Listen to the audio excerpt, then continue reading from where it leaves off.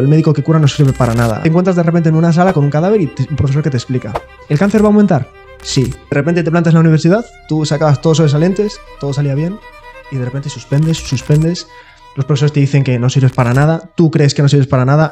Entonces yo entré en medicina no por una vocación divina, sino por pequeños motivos que juntos pues hicieron decir, oye, pues voy a meter la cabeza ahí que seguro que encuentro mi hueco. Las prácticas es algo que no... Es que no hay manera por dónde cogerlo, es que te mina la moral. Y la carrera de medicina en general, yo creo que mina la moral del estudiante, no lo motiva. Que he tenido muy malas experiencias en quirófano, gente que me ha tratado muy mal, con muy mala educación, con mucho desprecio, entonces... Bajo tu experiencia y criterio, ¿qué consejo le darías a aquellas personas que están pensando estudiar medicina? Terminé primero y digo, 5 años más así. ¿Cómo se puede dormir borracho? Bienvenidos a Zona Norte, el podcast del norte. Si estás estudiando medicina, estás pensando estudiarla o simplemente te gusta, quédate en este vídeo porque este es tu podcast. Hoy nos acompaña un invitado muy especial. Él es estudiante de medicina, creativo y apasionado de ella. Ha creado una comunidad de miles de personas en redes sociales con su contenido educativo y es que es la combinación perfecta entre el conocimiento médico y las habilidades comunicativas. Demos la bienvenida a Daniel Filgueira Santos. Bueno, buenas tardes, Dani. Muchas gracias por sacar tiempo para nosotros. Sabemos que ahora estás, con el tema del MIR y en breves te gradúas. Y muchas gracias por estar aquí, de verdad.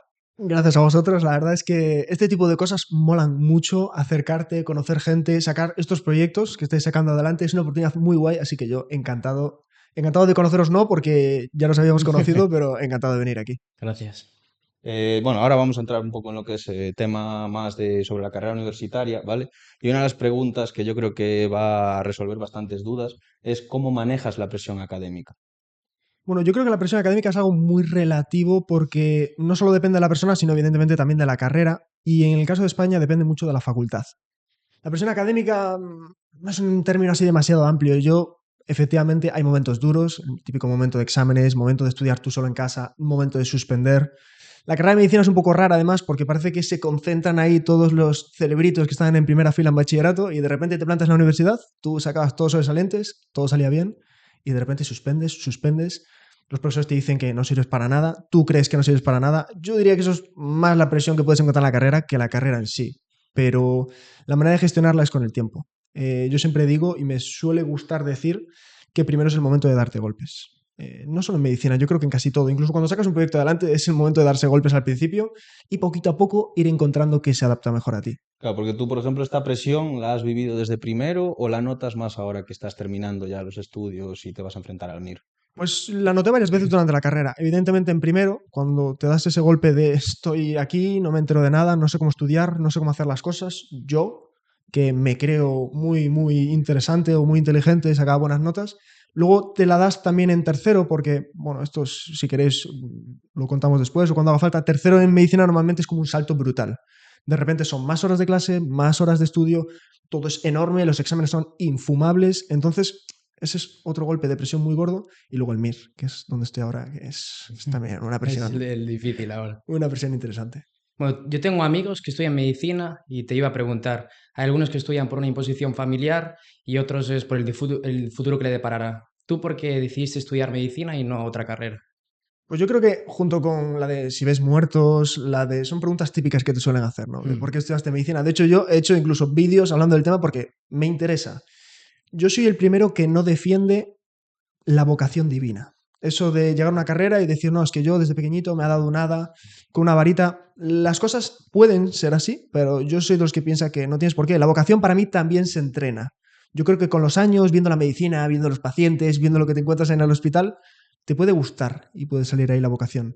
Entonces yo entré en medicina no por una vocación divina, sino por pequeños motivos que juntos pues hicieron decir, oye, pues voy a meter la cabeza ahí que seguro que encuentro mi hueco. Uno era, por ejemplo, la curiosidad. El decir, es que esta carrera es sobre el cuerpo humano, es que voy a entender por qué funciona esto, por qué no. Curiosidad, y seguro que hay algún campo que me gusta. Eso sería uno. El otro sería porque es una manera, aparte de que cuando era pequeño, la ESO, bachillerato, quizás tenía más inseguridades, lo veía como una forma de ser útil, de sentirme útil, no para la sociedad, sino yo conmigo mismo. Tener la forma de servir para algo. Suena un poco feo, pero servir para algo. Y realmente no creo que la carrera sirva para eso. Pero bueno, fue uno de los motivos por los que entré. Y luego hay más, pero es que realmente esto es infinito. Hay muchas cosas. Yo, por ejemplo, uno de los miedos más fuertes que he tenido siempre, de esto tampoco he hablado mucho, es el miedo a las personas. Yo cuando estaba en la Hostia. ESO, si iba por la calle, yo lo pasaba mal porque miedo al desconocido, miedo al no saber por dónde me va a salir, qué tengo que hacer, qué no. Y decía, es que en medicina es que voy a aprender a conectar con personas, voy a entenderlas, tratarlas, no siempre, eso te das cuenta de que lo de curar no existe, pero sí que aprender a conectar con ellas. Y eso es un motivo más, que podría estar hablando de motivos mucho rato.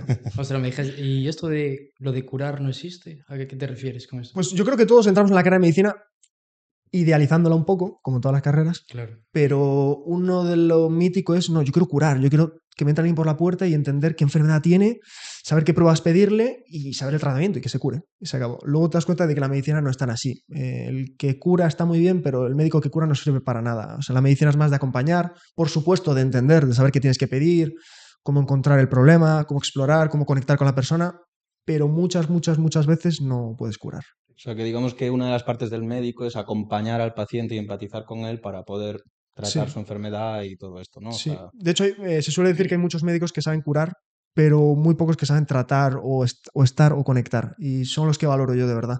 Y es la medicina de verdad, sin duda. Una gran profesión. Teniendo un abanico muy amplio de universidades, ¿y por qué decidiste estudiar en Santiago de Compostela y no irte fuera? Pues evidentemente aquí tampoco no me voy a flipar. Es muy difícil entrar en medicina. Ahora no estoy tan puesto en el tema, pero sé que más incluso. Y es complicadísimo y las notas y no hay una manera de discriminar. Eso es otro tema. Yo la verdad es que terminé bachillerato y dije, bueno, voy a echar cupón para todas partes a ver si me meto la cabeza en algún sitio. En el momento en el que me fueron aceptando varias universidades, que me aceptaron en Madrid, en Salamanca, creo, en Valladolid, dije, ¿qué quiero? Y dije, yo quiero una ciudad universitaria. Y hay varias en España, hay varias, no por la fiesta, sino por el hecho de meterte en un globo de universidad, de conocer gente que está en tu rollo, que puedas encontrar gente afín a ti, eso quería yo. Y dije, bueno, Santiago está muy bien, Valladolid está muy bien, pero no tanto. Salamanca está muy bien, pero todo el mundo me habla de fiesta. La fiesta está muy bien, pero la carrera son 6 años, igual me aburro. Al final tiré por lo que está cerca de casa, la verdad. Ahí no me voy a ocultar, porque estaba cerca de casa, porque tenía mucha tradición y eso a veces tú crees que por tener más tradición es mejor y luego te das cuenta de que no. Y porque es la universidad con más estudiantes de medicina de España, de largo. Más o menos Eso cada no lo curso sabía. tiene 380 personas. O sea, es una barbaridad. Y dije, Buah, es que con todas esas personas, yo con mi miedo a los desconocidos, seguro Ya que te digo. encuentro a alguien. Algún grupo de afín. amigos Claro, o algo claro, es así. Hombre. imposible quedar ahí. Entonces, pues eso fue un poquito los Y motivos. una vez que llegas a Santiago de Compostela, vives en ella durante un tiempo, ¿las expectativas como ciudad universitaria se cumplen, no se cumplen? Como ciudad universitaria, sin duda sí. Es una ciudad que gira en torno a peregrinos y a la universidad. Y como a mí me coincidieron muchos años de COVID, giró en torno a la universidad. Pero sí, sin duda. Lo que pasa es que con los años lo que más me quemó, aparte de la facultad, que es una facultad que en tema de organización funciona mal, pero bueno, yo creo que todas tienen su más y su menos, el tema del clima. El clima, la verdad es que sí que me quemó, a la larga, me quemó un poco. Galicia, Galicia en Galicia. general y Santiago, yo la verdad es que me llego de agua. Necesito Sí. secarme. Y bueno, y el día a día de un médico, por ejemplo, que entra bueno, de un estudiante de medicina que entra en primero y continúa hasta sexto, ¿cómo es? O sea, ¿Cómo es tu día a día ahí? Y yo diría que depende, como buen gallego, porque depende en primero, depende también tercero, cuarto y quinto y luego sexto. Primero es un curso aburridísimo, que no tiene ningún tipo de interés. Es como si cogieses bachillerato, para que me entendáis, y estirarlo.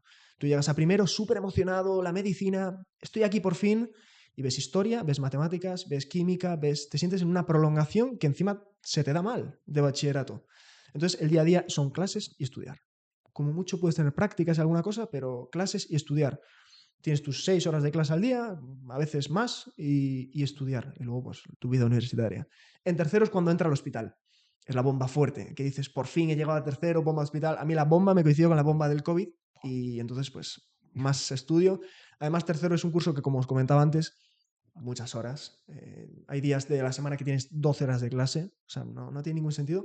Pero bueno, empiezas a estar en el hospital. Entonces son clases por la mañana y por la tarde y hay una época del año que vas al hospital. Generalmente vas por las mañanas y en el caso de tercero, pues en mi facultad son 3 semanas. Y vas por las mañanas al servicio que te toca y tienes que pegarte a un doctor que te adopte o te acepte y pues un Ujú. poco ver cómo es su día a día. Y ya en sexto, hospital. Esto depende de la facultad, pero sexto es puro hospital. Tú vas rotando por servicios, que para mí es que sexto es increíble, vas rotando por servicios, tú los escoges, estás, pues yo qué sé, un mes en urgencias, un mes en UCI, que he estado hace nada, un mes en ginecología, un mes en pediatría, un mes... Entonces, pues tu día a día es por la mañana hospital, por la tarde estudiar, como veis, lo de estudiar, lo de estudiar va siempre, ¿Cómo se puede? y guardias, si tienes guardias. Y ahora que acabas de comentar lo de que cuando llegas a tercero tienes que intentar acercarte o que te adopte un médico, ¿esto se debe a que el médico tiene una figura especial, por así decirlo? O sea, o se sienten elitistas en ese momento, o se creen... Porque yo he oído hablar mucho de el médico menosprecia a la enfermera o al estudiante. Entonces, eso, ¿cómo lo podrías explicar tú? O sea, Yo creo que esto es un tema de saturación en el caso de mi universidad, porque como os dije, tantos estudiantes y solo hay una facultad y solo estás en un hospital, bueno, o en dos, para el psiquiátrico y para otras cosas. Entonces, efectivamente, yo entiendo que los médicos estén quemados, pero sí que existe esa fama de médicos que tratan mal estudiantes. Enfermería y tal, yo cada vez lo veo menos o no lo veo, porque ya que si no lo hay, yo creo que todo sí que está creciendo. Hay médicos antiguos que aún tienen sus... Pero eso no lo veo. Pero con estudiantes sí que lo hay. Yo siempre diré que estoy atento para ver el momento en el que me convierto en eso, en una persona que no trata bien a alguien que es como él hace unos años. exacto. Entonces, sí, sí que existe. Como en todas partes hay gente buena y gente mala. Sí que es cierto que yo, por ejemplo, ahora en sexto, que no estoy en el hospital principal, es el único momento en el que puedes pedir otro hospital. En Vigo estoy encantado. Nadie, o sea, vengo un estudiante y ven para aquí. Tú conmigo y te explico yo. Hay excepciones, pero te tratan bien. Pero sí que funciona mal y no entiendo por qué. No entiendo si tú has estado ahí. Yo cuando veo a un estudiante, a lo mejor al principio sí que me emociono más porque me va a flipar, pero no entiendo en qué momento empiezas a tratarlo mal, no le enseñas lo que te gusta, que estás ahí porque te da la gana. No lo entenderé. Sí que entiendo, evidentemente, situaciones de estrés. Oye, te está entrando una urgencia, apártate un momento tal, pero la mala educación, tratar mal, malas experiencias que todos hemos tenido, sobre todo en quirófano, sobre todo en Fastidiado quirófano, eso, sí, ¿no? quirófano, te mina más la moral. Es que suena feo decirlo así. Yo siempre seré la persona que diga, tienes que romantizar lo que hagas. Porque si va a ser mejor para ti, romantízalo. Pero las prácticas es algo que no... Es que no hay manera por dónde cogerlo. Es que te mina la moral. Y la carrera de medicina en general, yo creo que mina la moral del estudiante, no lo motiva. No es, yo creo que esto ocurre en más carreras, ¿eh? No solo en la nuestra, pero yo creo que especialmente en medicina, o por lo que yo he podido vivir, mina la moral. O sea, tú estás en primero, es aburridísimo, es solo teoría. Segundo, lo mismo. Tercero, si tienes COVID, lo mismo. Luego entras en el hospital y nada. Faltan cosas que motivan al estudiante a salir adelante, a decir, ¿cómo mola esto? Voy a empezar con esto. Pero bueno, pues eso es una opinión. Pero anatomía, que es una asignatura que se da en primero y es una asignatura que consiste al principio pues en tratar a los cuerpos y abrir algún cadáver y tal. Esto deduzco que lo hacen en primero, una para saber si vales o no vales para la profesión. ¿Cómo ha sido tu primera vez al manipular un cuerpo? ¿Si os han preparado psicológicamente antes? O... La verdad es que no. La verdad es que no te preparan para nada. Volvemos a lo de siempre. En mi facultad, como tiene tantos estudiantes, hay muy poco de realidad. Entonces, realmente, pues había muy poco cadáver, había muy poca toma real.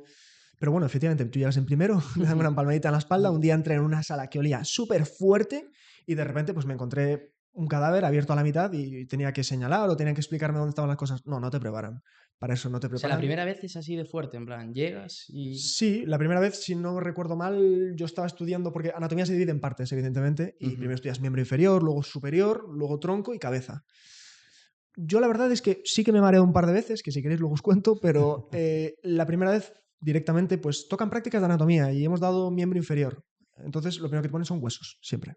Entonces tú vas con los huesos al final parece plástico, los que usas en, luego te los llevas a casa a estudiar, bueno, en fin, este rollo, pero sí, sí, es un poco creepy. A veces vas a las bibliotecas y encuentras estudiantes de medicina todo huesos y dices, joder, por favor.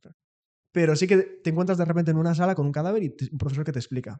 Sí que es cierto que yo especialmente he estado con profesores que lo que sí que me han enseñado desde el principio es el respeto. El respeto por con qué estás trabajando. Claro. Que al final es un momento, pues, o forma parte de una persona o lo que sea, y tú estás ahí para aprender sobre ello. Yo no he podido diseccionar nunca, yo no he podido operar en cadáver nunca, yo no he aprendido a coser en cadáver, yo no he aprendido nada prácticamente en cadáver, sí que he podido verlo. Sí que he podido verlo pues, para estudiar miembro inferior, superior, cabeza, que fue una de las veces que me mareé, porque no me lo esperaba, pero sí, te lo encuentras de repente y te choca más o menos, pero bueno, por lo general, ya os digo, todo como, como me estoy imaginando cómo está en vuestra cabeza. Claro, claro. No es así. No es así. Tú al final estás viendo algo que no es que parezca plástico, pero bueno, está muy tratado. En mi caso tiene muchísimos años. No estás viendo como en una película una cabeza partida sangrando. No, no es así. O sea, no es algo tan frío como se ve en las No, no películas, es tan ¿no? frío. Te Digamos. enseña mucho con mucho tacto, incluso nosotros siendo tanto. Hay cosas que te impresionan igual. O sea, yo un día entré en una sala y me encontré a un señor que no conocía con una sierra a la mano. Evidentemente eso creepy te suena igual.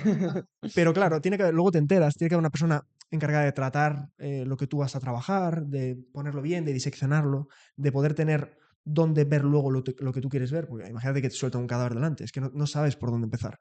Pero bueno, yo no he tenido experiencia en disección. Han tenido muchos amigos, pero yo lo he visto como mucho porque éramos pocos y había muy poco cadáver. Claro, y es por eso que no pudiste tener esa experiencia o a qué Tuve se la debe. experiencia de, pues hoy hemos visto hígado, te pongo un hígado delante y lo ves.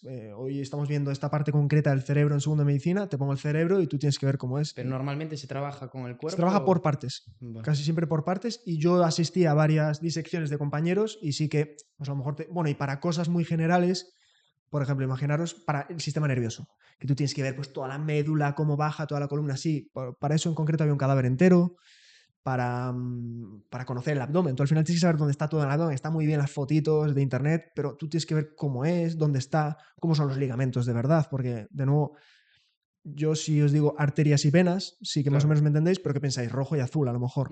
Tal Sí, cual, sí, sí. Pues sí. no, no, es todo igual. Es todo igual, todo del mismo color, todo parece lo mismo y luego dicen que encima hay nervios y también te parece lo mismo, entonces es un poco así y tienes que verlo, sin O duda sea, que tienes que lo que verlo. hemos visto en biología hasta segundo bachillerato Poco solo más. está con colorines, vamos, digamos. O Sí, sea, sí, todo con no colorines, pero bueno, yo esto también lo entiendo, si no sería muy muy difícil. Si difícil no de sería muy difícil. Pero diferenciar. bueno, sí que ves cadáver, ¿eh? Sí que ves mucho cadáver, Vale. pero ya os digo, sobre todo por partes y yo poco porque éramos muchos, muchos, muchos. Bueno, Ahora que te hemos preguntado sobre anatomía, nos gustaría saber cuáles han sido las asignaturas que más te han gustado a lo largo de la carrera y cuáles han sido las que menos. Es que esto de nuevo está súper sesgado, porque hay asignaturas que molaban un montón, pero por los profesores les cogía asco. Y viceversa, había asignaturas que yo digo, menudo rollo, o sea, no voy a venir a ninguna clase, esto es infumable, y luego el profesor es que te transmite con una pasión, te presenta a los pacientes para arriba, para abajo y te encanta. De las que más me han gustado, pues yo diría que en primero, bueno, hubo una anatomía que me gustó mucho, que es la anatomía de los órganos, me moló bastante. En segundo no me gustó nada. En tercero me gustó mucho introducción a la patología general, porque es una asignatura que ves un poquito de todo. Entonces tú ves un poquito de cardiología del corazón, un poquito de neumología de los pulmones, de los riñones, entonces no te aburres nunca. Y curiosamente, una de las que suspendí 3 en la carrera, pues esta, una de ellas. Y luego me gustó mucho cardiología, me gustó mucho urgencias, mucho, mucho, mucho. Y luego pequeñas sueltas, me gustó alguna parte de reuma, me gustó alguna parte de digestivo, me gustó alguna partes sueltas, pero sobre todo me gustó urgencias, pediatría, introducción a la patología general, yo diría que por ahí, y pediatría también mucho. ahora que estás a punto de terminar la carrera, ¿tienes alguna especialidad ya en mente o cómo es el proceso de selección? Hostia, ¿qué especialidad hago? Pues evidentemente todos dependemos de la nota, ¿no? Esto es un poco parecido a selectividad, que es algo que yo también critico mucho, porque este método lo hay en España y en algunos O países. sea, lo cambiarías tú ese método. No, pero sí que lo hablaría y lo abriría a debate. Yo Mm. creo que se habla poco de esto. Hay muchos países en los que no existe esto de selectividad. Tú quieres estudiar, imaginaos que yo quiero estudiar derecho. Pues yo tengo que ir a hacer una prueba para terminar bachillerato y que me den bachillerato, y luego tengo que ir a una universidad, a una facultad, a hacer un examen de acceso a esa facultad. Total. De tal manera que quién accede ahí, quien va hasta allí, quien se prepara la prueba y quien pasa la prueba. Ujú. Aquí es, yo saco un 13 en selectividad, ¿qué hago? Mis padres me tiran de los pelos, medicina, tienes que hacer medicina, tienes que hacer medicina.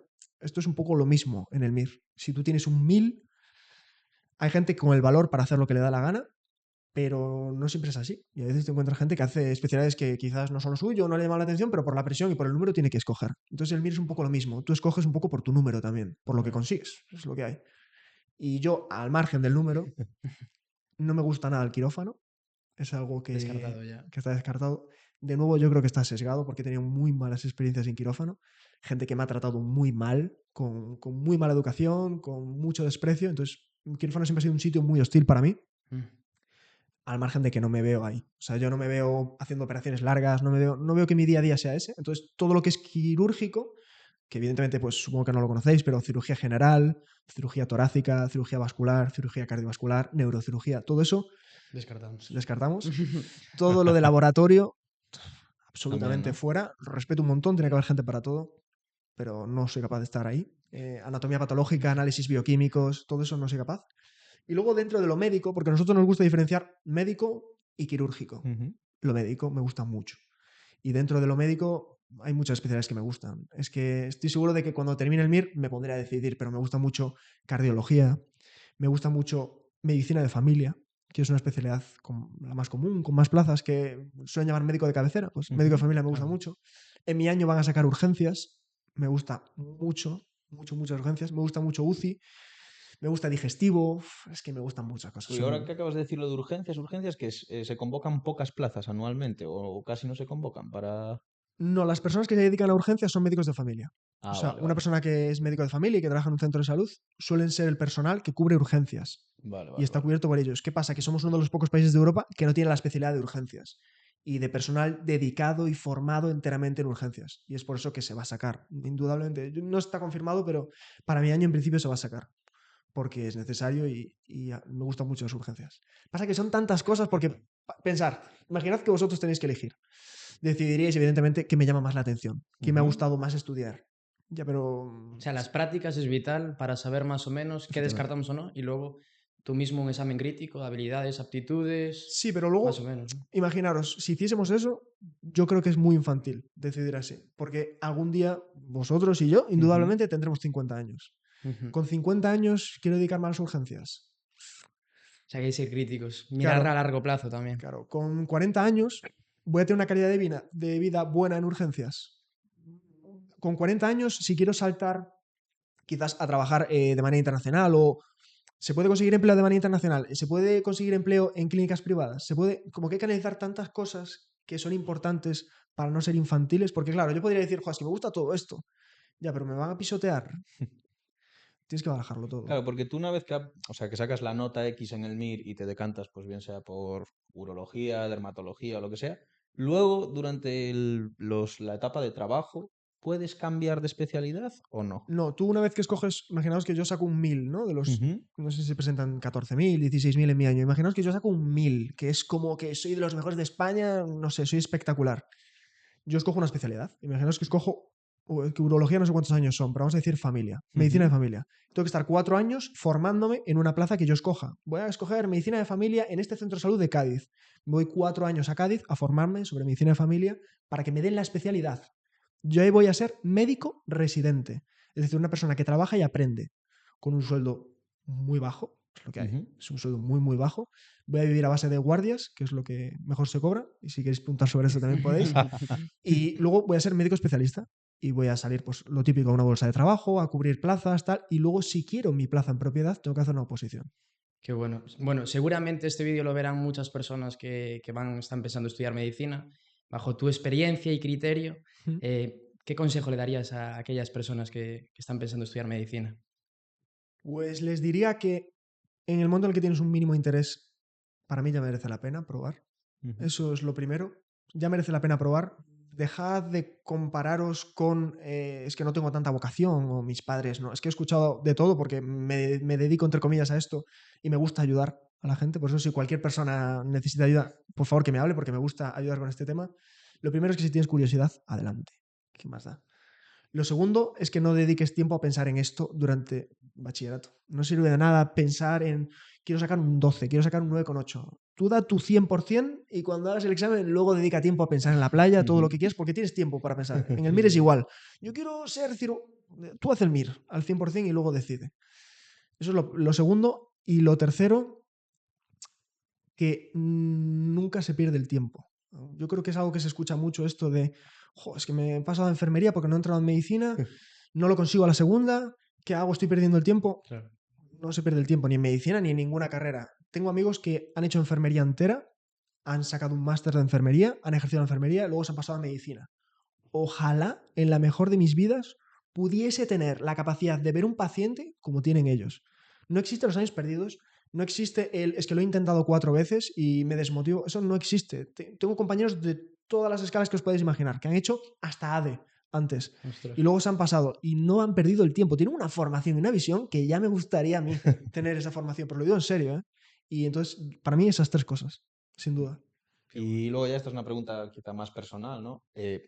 ¿Tú qué habilidades o cualidades crees que debe tener un estudiante de medicina o alguien que va a estudiarla?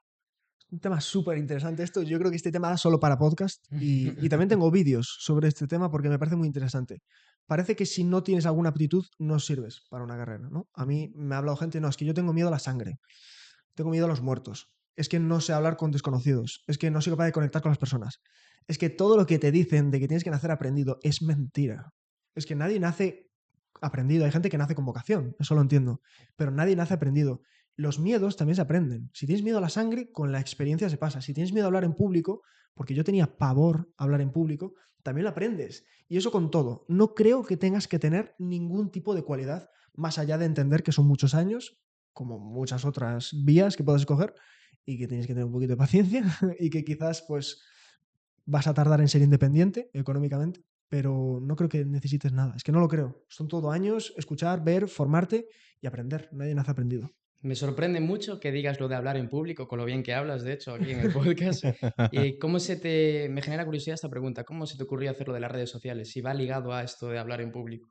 Pues por muchos motivos, de nuevo. Sí que tenía varios. El primero es que la carrera, como os comenté antes, es aburridísima. Es realmente aburrida. Entonces tú entras en primero y te das cuenta de, voy a estar aquí 6 años con esta rutina, escuchando estos rollos, sin ver un paciente, sin ver al hospital. Luego otra influencia muy potente fue mi madre. Mi madre lo que siempre me ha enseñado es que me da igual si haces derecho, si haces arquitectura, si te dedicas a sacar una empresa adelante, como si te dedicas a la jardinería. Si solo sabes de lo tuyo, no sirves para nada. Tú tienes que tener la capacidad de organizarte y sacar tiempo para sacar otras cosas adelante, formarte en perros, formarte en arte, formarte en audiovisuales, formarte en lo que te dé la gana. Y entonces yo lo que hice fue eso. Yo estaba en primero, terminé primero y digo, 5 años más así. En serio, de verdad, es que no puedo. Y si empiezo a catear y tengo que estar aquí 5 años. Y entonces, pues un poquito dije, quiero lanzarme al vacío, quiero ver, ¿qué me interesa? Me interesa aprender lo que se me da mal, que era hablar en público. Siempre me ha interesado lo audiovisual, diseñar, crear, organizar. Luego yo además tenía pues, una tarita mental de cuando estuve en la ESO, de, bueno, cuando tenía 14 años me lancé un día a crear contenido en YouTube y me dieron bastante en el colegio y lo cerré, creé un canal de YouTube, lo cerré y como que tenía ese fantasma detrás de qué miedo me da lo que opina el resto. Entonces, El bueno, hate, ¿no? Un poco sí, el... sí, sí, sí, sin duda. Entonces fue un poco sumando todo. De repente decidí que los veranos son geniales, los veranos de la universidad, porque sales de fiesta, estás con amigos, playas, súper, súper divertido. Pero es que yo me aburría. O sea, es que yo necesitaba como mínimo dedicar las mañanas a algo. Entonces decidí 2 veranos dedicarlos a formarme en cosas que no tenía ni idea. O sea, imaginaros al Dani, porque yo madrugo además porque me gusta madrugar. Me voy a meter en un curso de programación y me metí en un curso de Sí, qué programación. bueno. Me voy a hacer un curso de Photoshop y me hice un curso de Photoshop, me hice un curso de 2 editores de vídeo intermedios de dificultad. Me hice otro de publicidad, pero de para aprender a hacer campañas en un par de plataformas. Como que me empecé a formar. Qué bueno. Y después de hablar mucho conmigo mismo, que es algo que la gente no entiende, que solo tienes que hablar y decidir contigo mismo, al final del día tú te vas a la cama y ¿con quién estás? Contigo mismo. Te tiene que dar igual lo que opina el resto.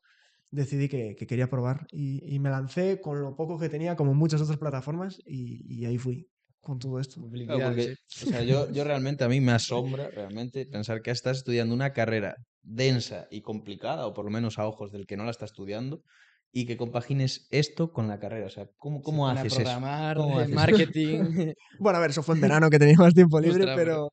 pero es todo organización. Es que es todo organización. Yo no duermo 4 horas, yo duermo. Y sé que tengo amigos que duermen más y tengo amigos que duermen menos, pero es todo organización. Y la manera, yo empecé en YouTube, subiendo un vídeo a YouTube. El primer vídeo me costó, imaginaros, a lo mejor 2 semanas editarlo. Y subí el primer vídeo de YouTube y para mí eso dije, ¿y cómo voy a hacer ahora si tardo 2 semanas en editar cada vídeo? Y ahora pues me dedico a varias vías de contenido, trabajé solo muchísimo tiempo, ahora estoy empezando a formar un equipo poquito a poco. Es todo organización y entender que, sobre todo, y esto es algo que también me gusta mucho repetir, y yo no puedo dar consejos de nada, es lo primero que digo siempre, Puedes.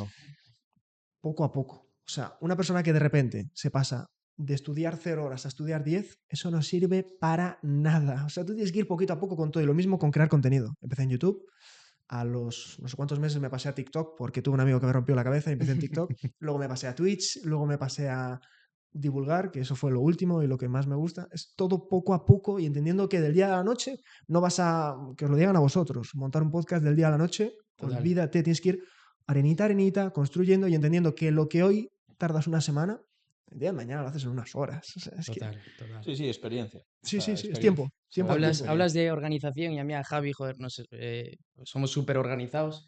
¿Qué herramientas recomiendas o utilizas alguna para llevar la organización, estudiar, llevar mejor Pues las asignaturas o algo? yo aquí respondería un poco como el tema de la mítica pregunta que me hacen también es métodos de estudio. Yo quiero un método de estudio milagroso, ¿no? Algo que funcione para todo el mundo. ¿Cómo Sí, hago sí, esto? por favor. Pues es lo mismo. No hay método de estudio milagroso ni hay métodos de organización milagrosos. Hay los que mejor funcionan contigo.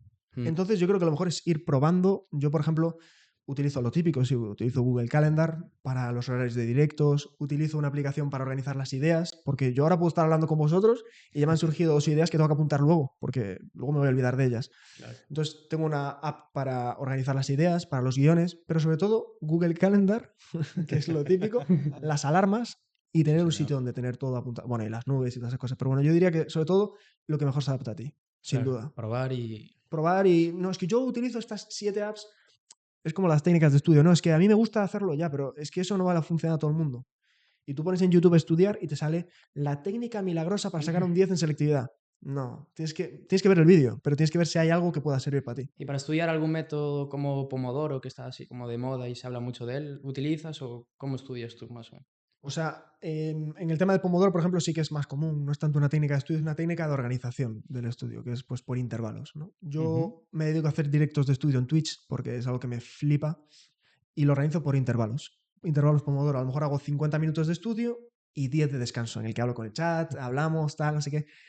Entonces yo un poco lo que uso es eso para organizar mi tiempo, sobre todo porque es muy cómodo también. Me voy a poner 3 horas, 50-10, 50-10, 50-10. Es súper cómodo, tienes un sonidito que te avisa y tiras adelante. Y luego con el tema de estudiar, de verdad, podríamos hablar de 1000 cosas, de si hacer esquemas, si técnicas de colores. Yo, por ejemplo, es que lo de los colores nunca lo entendí porque no funciona conmigo, ¿no? El rojo es para los medicamentos. Es que paso. Y si no tengo Contigo rojo, funciona, ¿no? Conmigo funciona. claro, Yo a soy ti te así. funciona. Pero bueno, lo que decía, según la persona que Claro, tienes que experimente. adaptarte. Yo es lo primero que digo siempre. He hecho un par de vídeos de técnicas de estudio. Aparte de que yo no puedo dar consejos de estudio porque soy un desastre. Busca lo que se adapte mejor a ti. Escucha a la gente, porque si alguien ha sacado un 10, seguro que tiene cosas que puedes aprender. Pero utiliza las que se adapten a ti. Y si no funcionan, pues tienes que construir lo tuyo. ¿Compartes apuntes? ¿En tu círculo de amigos os pasáis apuntes? ¿O es un poco competitivo el mundo de la Claro, medicina? yo es lo que tengo entendido. Yo es lo que tengo entendido de amigos. Es que esto depende también de la facultad. Por ejemplo, yo no he hecho un apunte en mi vida. Yo nunca he hecho Concho. apuntes. Nunca he hecho apuntes. Me hago algún esquemita. Por ejemplo, imaginaos, esta mañana me he estudiado las amenorreas, que es la falta de menstruación en la mujer. Me he hecho un esquema porque es que no sabía por dónde empezar. Pero yo no hago esquemas y yo no hago apuntes. Y durante la carrera no los hice nunca. Yo estudié por apuntes que se vendían, que una persona hacía, vendía y tal. El tema de la competitividad y la toxicidad con los apuntes, yo tengo amigos de otras facultades que lo han vivido. Yo no. Yo en mi facultad no lo he vivido. Yo he vivido que hay gente que se dedica a hacer apuntes porque se le da que flipas y porque quiso sacar algo de dinero y tú estudias en base a eso. Yo siempre he comprado apuntes. Siempre he comprado apuntes o utilizado los libros que me recomiendan los profesores. Pero, bueno, ¿toxicidad hay? Supongo que sí, pero no creo que sea algo que defina medicina. De hecho, otra de las críticas que tengo yo es eso de que estudies medicina y solo medicina, solo medicina, solo medicina. Yo en el futuro, ¿con quién trabajo? ¿Con un médico? ¿Sabes? A lo mejor algunos sí. Trabajo con personas, con enfermeros, con auxiliares, con... ¿Por qué no trabajamos con ellos en la carrera? Yo esto lo dije el otro día en un congreso que me invitaron. Que hacemos 6 años sin trabajar conjuntamente con enfermería, con auxiliares, con... Estamos para eso. Y Buena propuesta, ¿eh? con esto es lo Sí. mismo. Lo digo el otro día y le gusta a la gente. Es que es cierto. Hay otros países en los que se hace. Tú estás en primero, llegas en primero y te dicen, encantado, tal. Lo primero que tienes que hacer es poner un trabajo sobre este caso, este paciente, aunque no tengas ni idea, pero tienes que trabajar con este alumno de enfermería, este alumno de odontología, este alumno, porque es lo que hay. Claro. Y en el futuro tiene que ser así. No, y que al final eso me imagino que te dará una visión más amplia, ¿no? Del campo médico y del Sí, sí, sin campo de duda. la vida cotidiana, vamos. Sin O duda, es una sea, persona que está formada en otra cosa. Y lo mismo con lo que comentabais de la toxicidad. Es que yo no la he vivido. Es que no la he vivido. Hay alguna cosa que sí. Y yo que sé, alguna vez me han pasado un examen de otro año con las respuestas mal marcadas.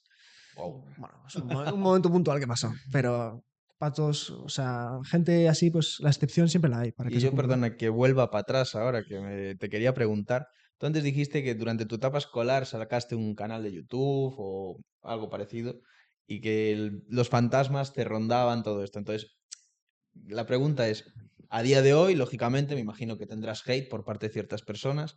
¿Y cómo afrontas ese hate a día de hoy?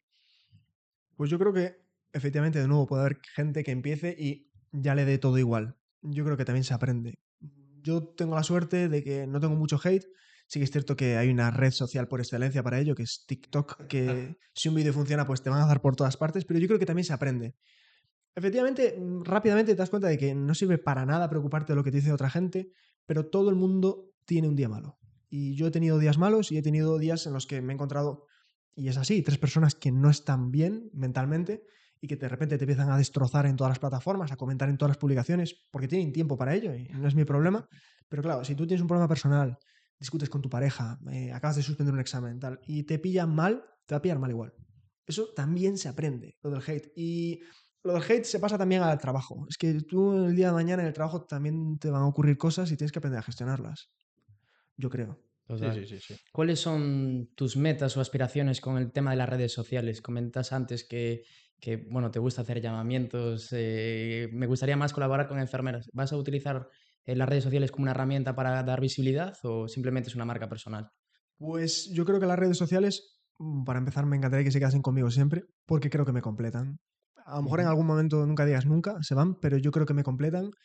Me gustaría que las redes sociales pudiesen ser para mí una manera de acercar la medicina a la gente, que es lo que siempre he querido y lo que me he dado cuenta en este último año, que he empezado con la divulgación en serio, que es algo que me daba mucho miedo divulgar, me daba mucho miedo porque alguien me dijese eso está mal, porque puede ocurrir.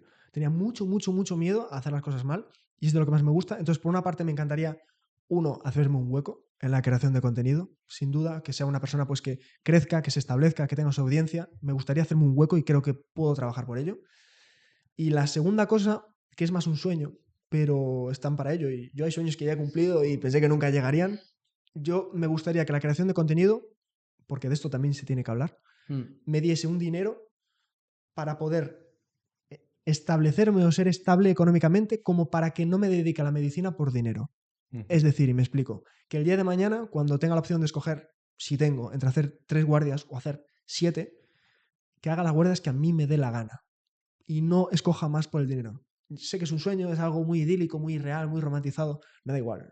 Me da igual. Yo tampoco pensé nunca que pudiese ganar dinero por crear contenido y de repente estoy empezando a poder invertir Ujú. y poder Claro. tener mi dinero. Mi sueño también es ese, establecerme y que me dé estabilidad como para dedicar a la medicina lo que a mí me dé la gana. Bueno, te hemos stalkeado y la verdad que el contenido El que contenido es top. El es súper. contenido es Aparte top. educa, ves y Sí, tal. sí, sí. Y bueno, en base a tus vídeos que yo te he stalkeado y tal, hay uno hostia, me llamó la atención, porque yo como deportista lo viví y no sé si esto es verdad, es mentira. Yo simplemente, como cualquier deportista, quiere rendir más y quiere optimizar todo. Y el tema de las relaciones sexuales, esto es verdad, esto es mentira, antes de un partido. Bueno, fue una idea muy bonita que saqué en conjunto con otra creadora, porque sí que es un tema. Es que lo que mola de las redes sociales es que puedes hablar de cualquier cosa, precisamente. Y este es un tema que da vergüenza hablar, como muchos otros, porque en medicina además hay muchos temas de los que da vergüenza hablar.